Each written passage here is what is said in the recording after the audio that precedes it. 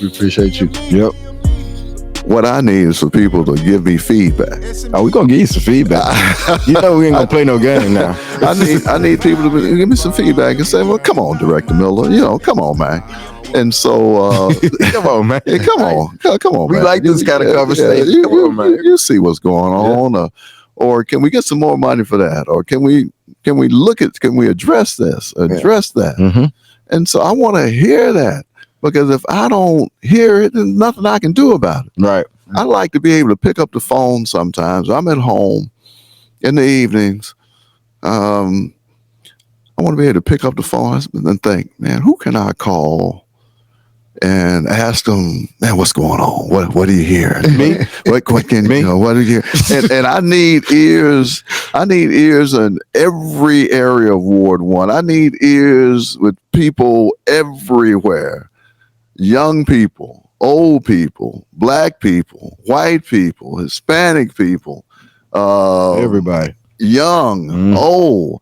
I need that kind of feedback. So when I can pick up the phone, I can call somebody. I say, man, what do you hear? What I need to be doing.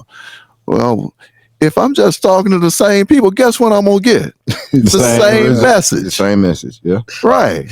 And so I need to spread my scope of my net so that I can talk to some people that I don't normally talk to. Look, you guys, I'm 70. I'll be 71 years old in a couple of weeks. 71? Yeah, I know I look good. You play a man. I know. I always have to get jacket busting. I always have to get that out. And when even nobody leaves up, sometimes I have to work in you do. how young I look. Yeah, you do. All right, now that I done got that shameless ego thing out, I don't have a lot of people that are in their 20s and 30s. I don't 20s and 30s and 40s, and I don't know a lot of people that run. I've run in certain circles. Yeah. I have certain groups, and those are people that I'm running with. I need to have more feedback from everybody. Yeah, we'll be your friend. Yeah, okay. We'll be your friend. Well, I know you guys, and I know you shoot me straight. Shoot you all the time.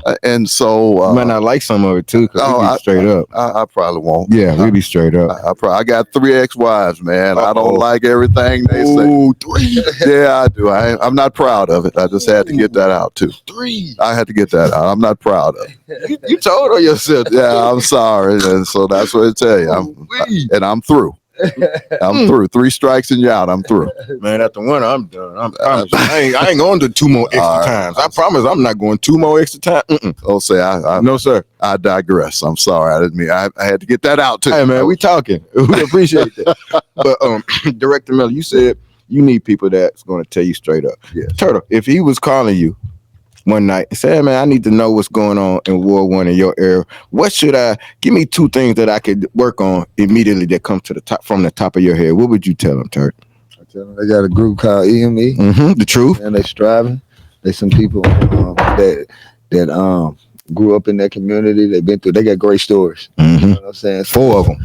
This is the type of people you would want to get under your belt and stuff like that. And I tell them, man, get involved in like the kids out there, the younger kids, the real younger kids, right before, you know what I'm saying, the streets get them. You're right, right. You know what I'm saying? Right. So you got to snatch them before they come up to us, you know what I'm saying? They already looking at us and respecting us, so they already aiming at us. Yeah, right. Yeah. 2 things. And Miss Miller, what would you do? What would you do? Same question. I would. What would you tell them? I would be like, how can EME and you, Mr. Miller, how can we come together and bring finance where we can?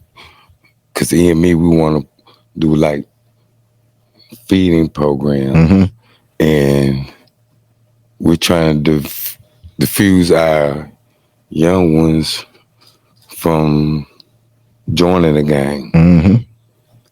And you take facilities, take people, it take a community, it take love. You over World 1, so we're a community.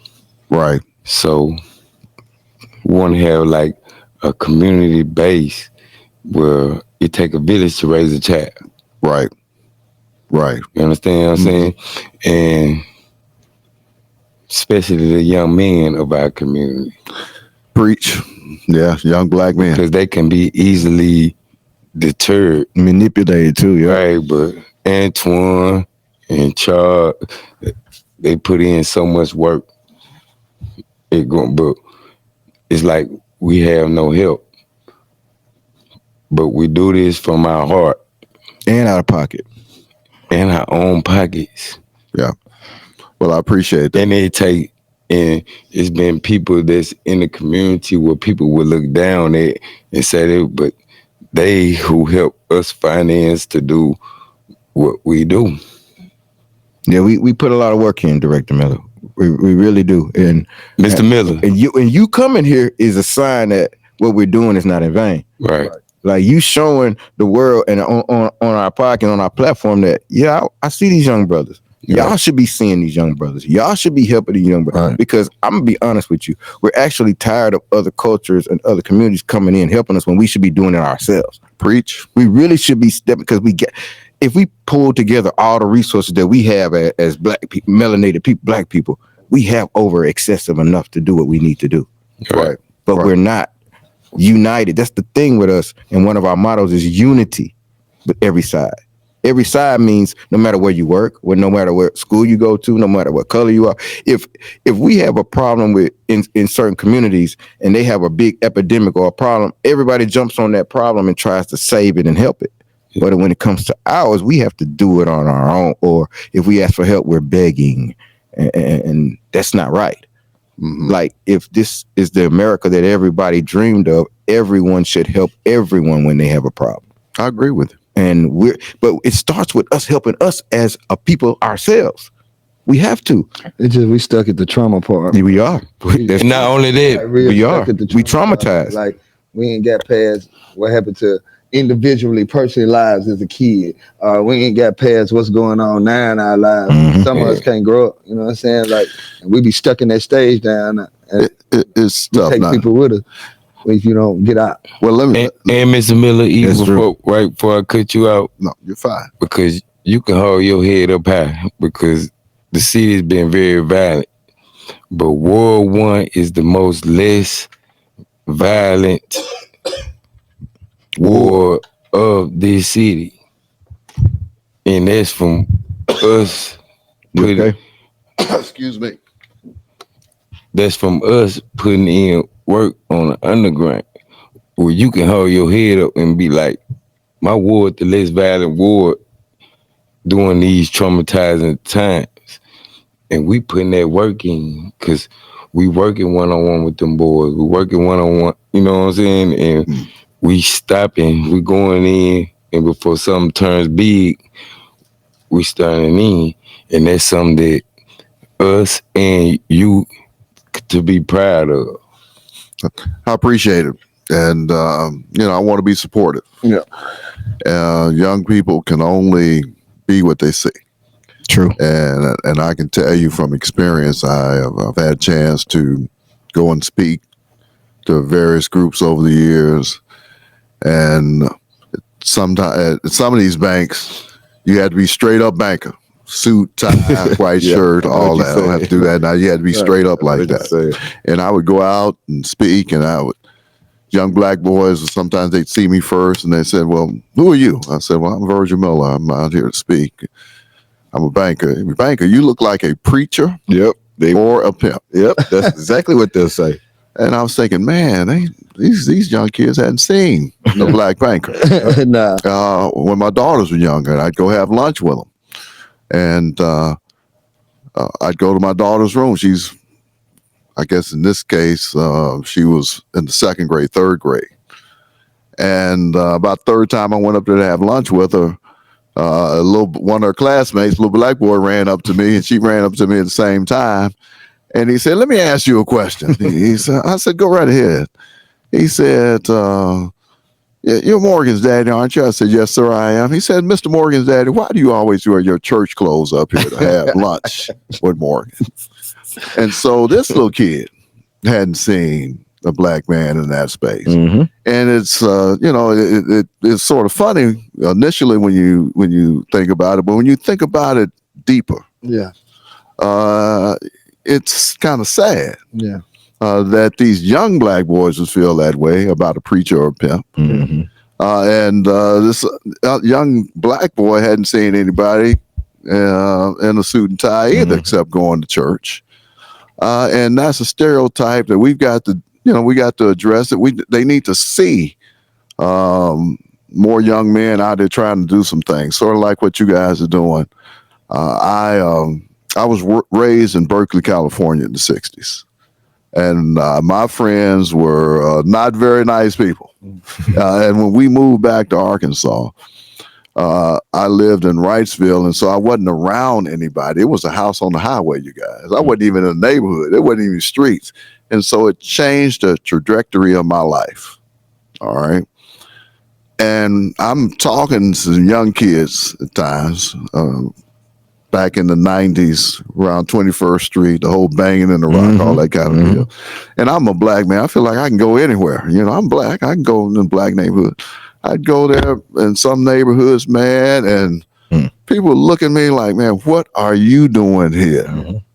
Looking right through me. And at that time, I felt a little funny. I didn't know. I thought I could relate. Yeah. I'm black. I can relate to all of it, but it wasn't that. It was more economics to it. Is what you see. And these kids saw me and think, you don't know nothing about this life, Right. And why are you even down here? Right. And so But they don't know we need you down here. it's tough, man. I was talking to a kid and he said, look, Mr. Miller, he said, you were able to move. I can't move. Right. I have never forgot that, you guys. I mean, it's that environment where he is. He can't move from that environment. He's seeing all this stuff going on. He's stuck. He's there. And so what is he going to gravitate to if we don't have any alternatives? Yeah.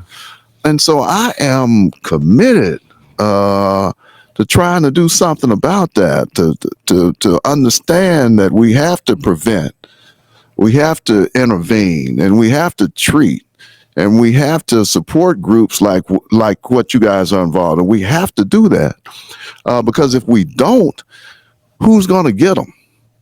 Who are they going to be influenced by? This ain't no hard question, right? Right. This ain't a hard question. We know the answer to that. People be what they see.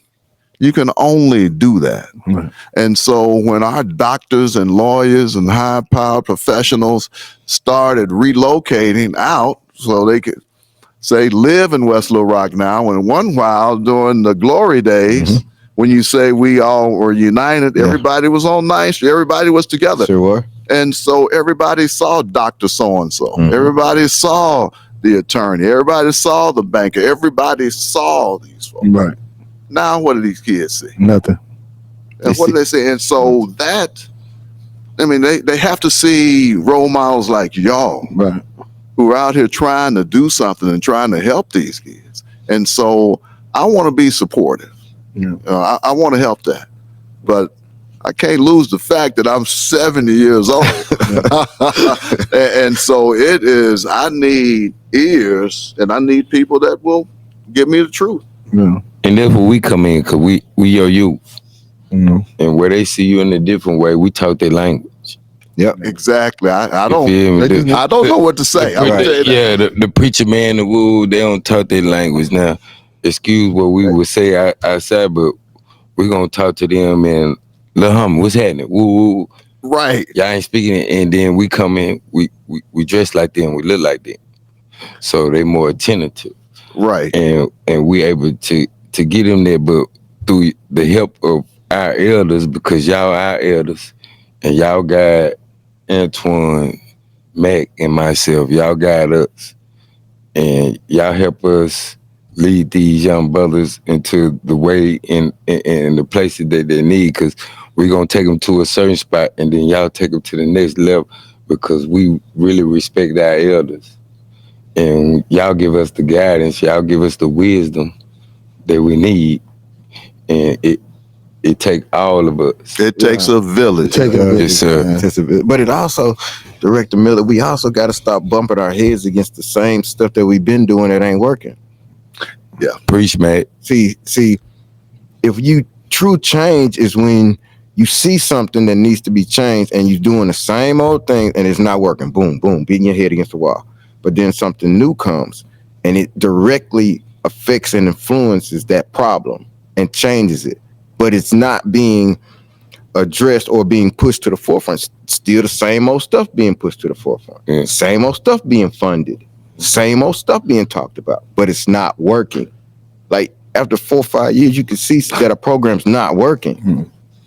If something new comes up, let's try it. We're not saying give it a 5-year contract. Try it. Let's try. We gotta start. Let's bet on that. We gotta start investing in land and stuff though.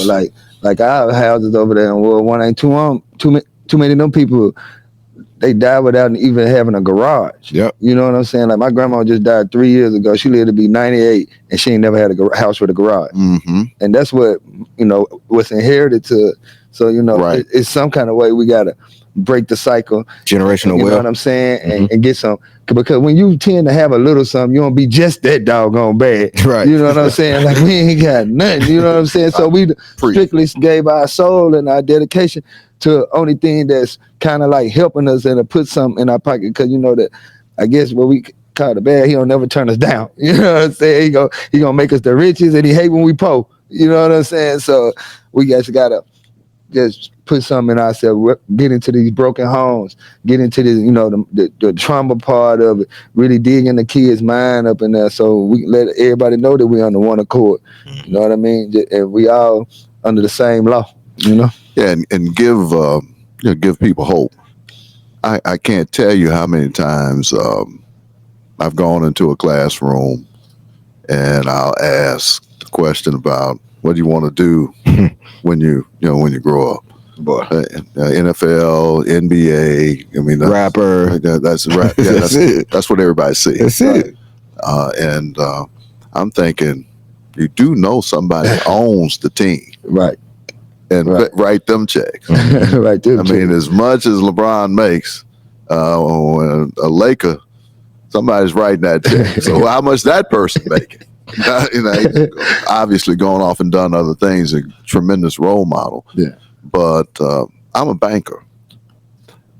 I don't see a whole lot of black bankers. Right. I mean, you can go to a commercial lending school, and with 300 people in it, and just now, and it may be 3 or 4 black. Yeah. In the whole class. A lot of our males got felons though. We can't work in the banks.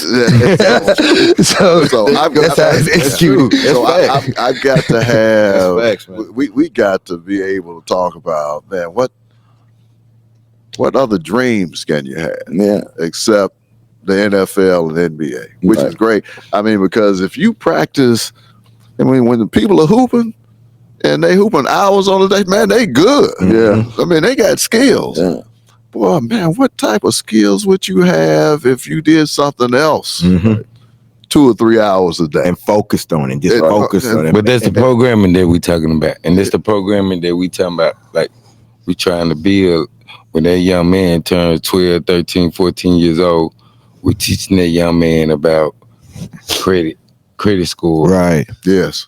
About how to go about things that you're going to actually need. And we Budgeting his when money. they get 14 and 15, we want them young brothers in the working for. Mm-hmm. Yes. Because you a black man, bro, and it's a lot of stuff against you. You need to start working early. You have to. Yeah, You need to start that work. let's be true. work Yeah, let's ethic be true about it. Early Yeah. age. Black So, man in America. Right. We Yeah. wanna- Come on now. Yeah. Yeah. So Come on. we want to bring those elements to our neighborhood and to our community and to our youngsters, to our babies. We got to teach them outside of what school teaching them Mm-hmm. for them to get forward in life. We got to teach them that it's cool to be a veterinarian. Yeah. It's okay to be a songwriter, because you don't have to be the rapper or be an engineer like my brother Kendall. Yeah. Like behind the scene, those guys make great money. Yes, You yes, start they off do. as a banker. Yes, they do. Exactly, like bankers and like politicians. Like, man, I'm telling you, when Turtle run for politics, I'm his manager. I Right. promise. I'm right there, like for real. And like Turtle was saying about the young people, we got to catch them early, second grade, third grade, kindergarten. I mean, we do. We have to. These women alone out here, so we got a chance to go out here and help the kids. I'm gonna tell you guys, when I was growing up in the '60s, I didn't see any black people, Yeah. and I except the ones that I was around, as far as on TV and movies and concerned. And I remember, I shared a story with you. I remember, I don't know how it was, 10 or so, 8, 9. I ran home crying one day, and my mother said, "Well, why are you crying?" I said, "Because so and so called me black." And it's another black guy. And my mother looked at me and she said, "Well, son, you are black." Exactly. I said, "Well, he's blacker than me." Nah. And so it was an insult to be black. It was, and I didn't really, the song that changed my life, I'm black and I'm proud. James Yeah. Brown, I'm black and I'm say it proud. loud. Yeah, I'm black and I'm proud. And I just thought, man, this is, yeah. Mhm. I mean, what's wrong cool. with what's wrong with that? That's cool. What's wrong with being black? And so, I mean, but we still struggle with that, the light skin and all that stuff. Yeah, I mean, yeah. and I would think that would be all over, but Nah. I mean, the world is skin color in the world. Skin color is something that folks are judged by, and it's until I realized you can be black and proud, because the books I grew up on, I read in elementary school. The Huckleberry Fiends. Jane, James Spot, Baldwin. Dick, Spot, Dick and Jane books. You guys don't. I don't even know why I'm explaining this to you. You have no idea. No, It was nothing. You have no idea. But it was nothing but white characters Mhm. in all the books that I read, and on TV shows, Leave It to Beaver, Ozzie and That's all it Harry. was. All I saw was white people on TV. That's what I saw. That's all I saw, and I'm thinking, man, this is white. White is right. White is right. But that was the part of the brainwashing, Right. that Right. you get, and you constantly get Mhm. as a black person. You do. Even now, you're going to get that, and people scared of you. I mean, at times I remember I walk down the street and I see some young brothers looking like y'all, talking loud. Go the other I way. say, Mhm. let me walk across the Mhm. street. Yeah, you got to. And so here I am, scared of them. I'm thinking when I get across, man, I'm scared of these brothers. Yeah. They ain't done nothing. They just talking loud. I Because mean, you've been programmed. it's in your head. It's a program. And so we've got to work on that. And I know how I was brainwashed. And it can happen. And it can still happen if you bombard it with all these images, negative images all the time. Mhm. It'll brainwash you. Yeah. And so we need to see people like your brother behind the camera, Mhm. engineer. Mhm. Yeah. I'm looking at him now. I'm looking, man, I wouldn't be scared of that brother. Look at that brother. He's like, Look at that brother, man. yeah, You man, know look at that that good brother brother right over there. there. The man. Yeah, Look at operating Doug. all this stuff. I'm thinking, man, who knows how to push these buttons? It's Doug. How do you get that skill? Yeah, that's good though. Yeah, and True. so we need to give people some other skills and let them know that you can make money with some other skills. You can. You can do a lot more than what you're giving yourself credit for. Right. You can do a lot more, but if you don't see it, and if people don't talk to you about it, then and if you don't understand it, then you're going to suffer. You will, because like you said, if you don't see it, you're gonna go the opposite direction. So if you see a positive young brother like Turtle working every day out here on this podcast, making sure that everything is good, you see Charles that he's doing it, then you can have the same dream and concept. Like, I can do what they doing. Exactly. They showing me the way, Right. and then we're gonna give you the blueprint. It's like we're gonna hold it back from you. We're gonna show you step by step how to do this if you want to do this, because that's what we have to do. Each one teach one. We have to teach our young people, especially our young men.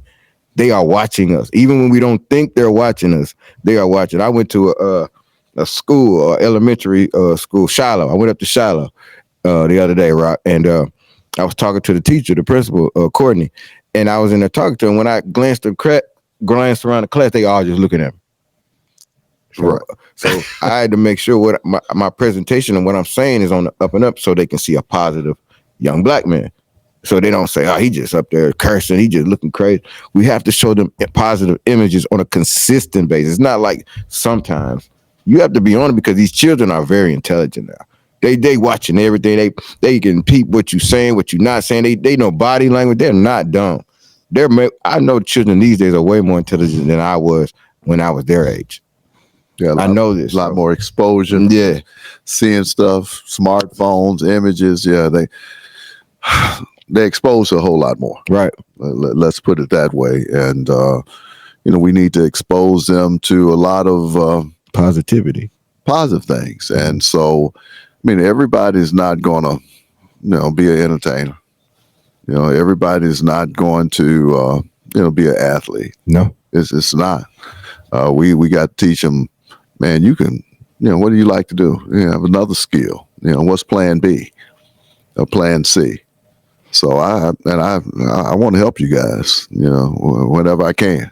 we appreciate that, and we're gonna be reaching out to you. So, and then we got it on camera what you said too. Oh yeah. Remember what he said? He said he gonna help us, right? Okay. We also want to, In any way I can. Any way he can. and we also want to do the playground at the park. Playground at the We park. need a bigger and better playground. Talking about Crump Park 33rd. Baby. Yeah, it's too small. They need more stuff to play on. It's just a little bit stuff right there. All right, let's work. Yeah, we need to work on that. Yeah, we got the Yeah. one where the splash pad is. Yes, sir. One where we spent $1 million on. Y'all been a meal ticket? That keep you. But Okay, that's the kind of feedback. Just add $300,000, a little more, a little bit more right there. Yeah. We appreciate you too coming, Mr. Miller, Director Virgil Miller, Ward 1 was on. He's on EME show. First time, first podcast. So y'all remember that we always do stuff first. Thank y'all so much for coming, my brothers. Every time we do this, it ain't work. It's a passion thing. We do this for fun. We do this because this is what we're supposed to do. So, and we thank you so much for coming. I appreciate you guys asking me and inviting me. So yeah, I appreciate I'm not going to turn you down. Yeah, I didn't really. I want to run my mouth. Right, I didn't really have to pressure you. I asked like one time. He's like, "Yo, what day?" Yeah, let me know. Yeah, I'm coming. I want to talk a little bit. Yeah, I'm a politician. I'm going to run my mouth. But I want to be a politician that runs his mouth and then backs it up. Yeah, because that's the thing they usually don't do, is bag it up. So we gonna count you. We gonna count on you about that. I appreciate it. We're gonna end this with prayer. Dear God, we thank you so much for bringing us here today. We thank you so much for Director Miller being here, him chopping it up with us, letting us know what's going on in the city, and appreciating what we do for the community. Watch over and protect us as we travel home. Bless us this weekend in your name and your son, Jesus. Hallelujah. Amen. Amen. Thank you. Thank Man, you. this EME, man. We And we love you, brother. We out of here, man. Thank you.